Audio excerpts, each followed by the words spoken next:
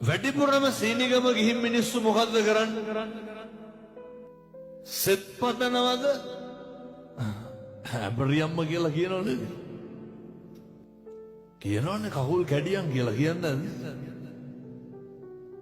කොරවයන් කියලා පණ්ඩු ගැට ගන්න. කාටද? මේ බෙදලත් එහෙමද නැහැ? පොඩි හරි හොරකමක් වුණොත් මොකද කරන්නේ? අතනවනේ දරුවෙකුටවත් හරියන්න එපා කියලා. මැරෙන්න කලින් ජීවිතෙන් නතර කරන්න ඕන එකක් තමයි හොඳට මතක තියාගන්න. අනුන්ට වෛර කරන එක නවත්තන්න.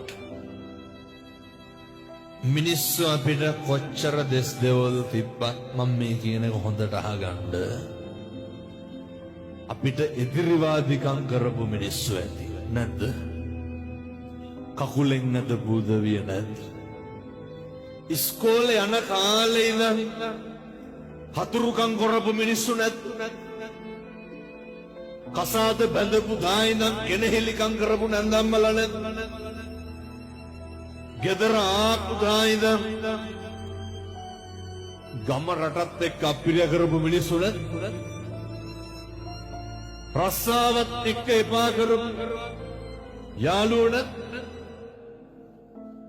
ජොබ් එකත් එක්ක එපා කරපු ආයතනයේ සමකාලීනව සේවකයෝ නැද්ද? ඔය ජීවිතය අපිරිය වෙන තරමට අප්‍රසන්න මිනිස්සු හම්බෙලා ඇති. බොහොම කරුණාවෙන් දේශනා කරන් සත්පුරුෂ පින්නතුනි පොළු තියපු මිනිස්සු ඇති නැද්ද?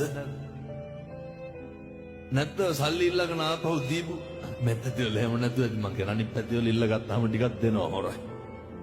ඔය සමහරව ඉන්නවනේ කියනවනේ හාමුදුරුවනේ දුන්නොත් දෙන්නේ 500යි. ඇයි ගන්න බැයි නම් දෙන්නේ 500යි. අරගෙන ඕන තරම් දෙන්න. නැත්තන්ගේ ජීවිතේට බොරු කියපු මිනිස්සු කොච්චර ඉන්නවද? රවට්ටපු මිනිස්සු කොච්චර ඉන්නවද? එකපාර නෙමෙයි දෙපාර රවට්ටපු මිනිස්සු කොච්චර ඉන්නවද? බොරු පොරොන්දු දීපු මිනිස්සු කොච්චර ඉන්නවද? අප්‍රසන්න කරපු මිනිස්සු කොච්චර ඉන්නවද? බුදුහාමුදුරුවෝ මොකද්ද උගන්වන්නේ?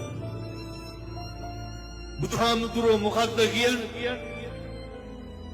මිනිස්සුන්ට අල්ප මාත්‍රයකින්වත් වෛර කරන්න එපා. මිනිස්සුන්ට අහිතක් පතන්න එපා. දෝෂයක් නගන්න එපා. ඇයි පින්නතුනේ මෙහෙම කරන්න එපා කියන්නේ? මෛත්‍රී කරන්න පුළුවන් එකම ආත්මෙ මොකද්ද? බල්ලොන්ට මෛත්‍රී කරේ. මෛත්‍රී වඩන්න පුළුවන් සතෙක් කියමු බලන්න. මොන සතාටද මෛත්‍රී වඩන්න පුළුවන්?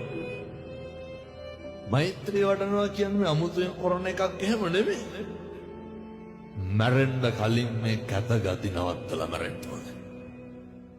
හේතුවක් තියෙනවා. සංසාරේ පින්නතුනේ හරි කාලෙකින් අපි මිනිස්සු වෙලා උපදින්නේ. දැන් මේ අම්මලා තාත්තලා හිතාගෙන ඉන්න ලබනාත්ම කවුරු වෙලා උපදී කියලාද?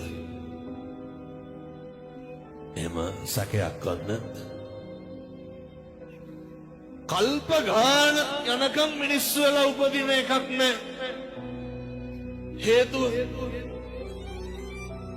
අර බුදුහාමුදුරුවෝ දේශනා කරනවනේ ආනන්ද හාමුදුරුවෝ. ආනන්ද මේ මහ පොළවට නියපොත්ත ගහලා වැලි ටිකක් ගත්තාම ඕකේ රැඳෙන්නේ කොච්චරක්? ඒ වගේ බොහොම පොඩි ප්‍රමාණයක් පින්නත් මිනිස්සු වෙලා උපදී. කල්ප ගානක් යනකම් ආය අපි මිනිස්සු වෙලා උපදින එකක්. දැන් ප්‍රශ්නයක් තියෙනවා. මොකටද මිනිස්සු වෙලා උපදින්නේ? ගැටලුවක් තියෙනවා.